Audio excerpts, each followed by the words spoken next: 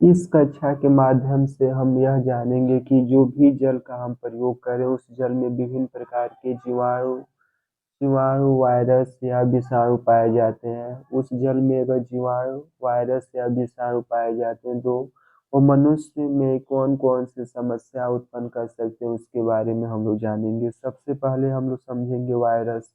Virus किसे कहते हैं? प्राय वायरस को सजीव और निर्जीव के बीच का एक कड़ी माना जाता है, यानी कि ऐसा भी कहा जाता है कि वायरस प्राय मृत कोशिका के रूप में, यानी कि वायरस अगर किसी सजीव बादी से संपर्क नहीं स्थापित किए तो वह कई अरबों वर्षों तक मृत अवस्था में वह मृत अवस्था में, यानी कि बिना किसी शरीर के संपर्क आए हुए वह जीवित रह सकते हैं। लेकिन जैसे वो किसी जीव या मनुष्य या विभिन्न प्रकार के जो भी वायुमंडल या पृथ्वी पे जीव जंतु उसके संपर्क में आने से वह सक्रिय हो जाते हैं, जिससे प्राय उस शरीर में प्रवेश कर जाते हैं और अपने जनन एवं प्रजनन के माध्यम से उसका अपने वायरस को विकास करते हैं। इसलिए हम प्राय वायरस को सजीव और निर्जीव के बीच के कड़ी के रूप में मानते हैं। वायरस के कुछ प्रमुख गुण हैं, उन गुणों पे अपनी बातचीत रखेंगे। सबसे पहले देखा जाए तो वायरस में किसी प्रकार की कोशिका, यानी कि उसमें किसी जैसे मनुष्य एक कोशिकीय जीव, द्विकोशिकीय जीव, बहुकोशिकीय जीव के रूप में प्राय जीव जंतुओं को विभाजन किया गया कोशिका के आधार पे। लेकिन वायरस में किसी प्रकार की कोशिका नहीं पाई जाती, इसलिए इसे अकोशिकीय जीव के रूप में भी जाना जाता है। इसमें सिर्फ एक प्रोटीन का खोखला, यानी कि इसमें केंद्रक के रूप में केवल प्रोटीन का एक खोखला पाया जाता है।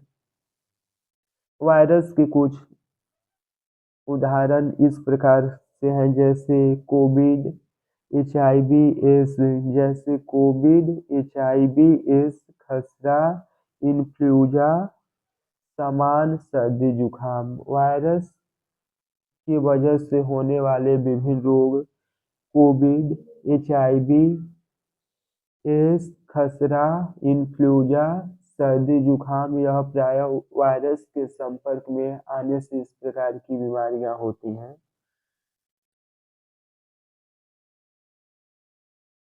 बैक्टीरिया, जिसे प्राय एकल कोशिकीय जीव के नाम से भी जाना जाता है। बैक्टीरिया में एकल कोशिकीय केंद्रक पाया जाता है। इन्हें प्राय पैरोक्यूरियाटी जीव कहते हैं। इन्हें प्राय जो कोशिका पाई जाती है उसे पैक्रोरियोटी जीव कहते हैं। बैक्टीरिया एकल कोशिकीय जीव है, उसमें जो भी केंद्रक पाया जाता है उसे पैरोकैरियोटिक जीव कहते हैं। इससे, यानी कि बैक्टीरिया से संपर्क होने पे होने वाले रोग में टाइफाइड, हैजा, टीबी, निमोनिया। बैक्टीरिया के संपर्क में आने से विभिन्न प्रकार के रोग होते हैं, जिसमें हैजा हैजा, टीबी और निमोनिया। अगर इस प्रकार का रोग हो रहा है तो वह व्यक्ति बैक्टीरिया के संपर्क में आ चुका है। प्रोटोजोआ, जो प्राय एकल कोशिकीय जीव है, प्रोटोजोआ प्राय एकल कोशिकीय जीव है, इसे हम यूकेरियोटिक जीव भी कहते हैं। प्रोटोजोआ में एक कोशिका वाला जीव है, इसे प्राय हम यूकेरियोटिक जीव भी कहते हैं, जो बैक्टीरिया से बड़े होते हैं और इसमें कोशिकांग होते हैं। यानी कि प्रोटोजोआ बैक्टीरिया और वायरस दोनों से बड़ा होता है। यह एकल कोशिकीय जीव है, इसमें कोशिकांग होते हैं। इसके साथ साथ इसे यूकेरियोटिक जीव के नाम से भी जानते हैं। प्रोटोजोआ से संपर्क में आने से किसी व्यक्ति में होने वाले बीमारी का नाम मलेरिया, यानी कि प्रोटोजोआ के संपर्क में कोई व्यक्ति आ रहा है तो उसे मलेरिया, अमीबा, अमीबा पेचिस एवं कालाजार एवं पायरिया जैसी समस्याएं होंगी।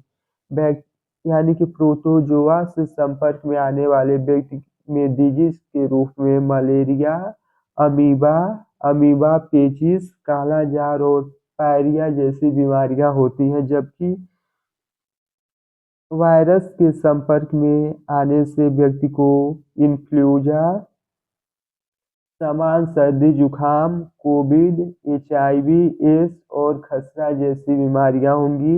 वहीं अगर कोई व्यक्ति बैक्टीरिया के संपर्क में आ रहा है तो उसे टाइफाइड, हैजा, टीबी, निमोनिया से संबंधित बीमारियां होंगी।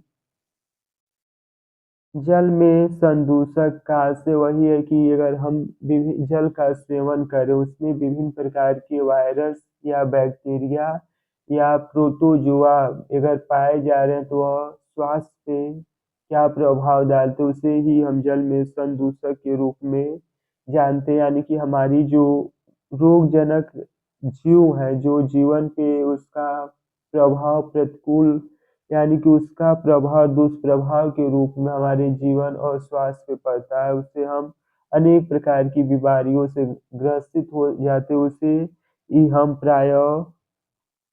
उसे ही प्रायः हम जल का संदूषक के रूप में जानते हैं।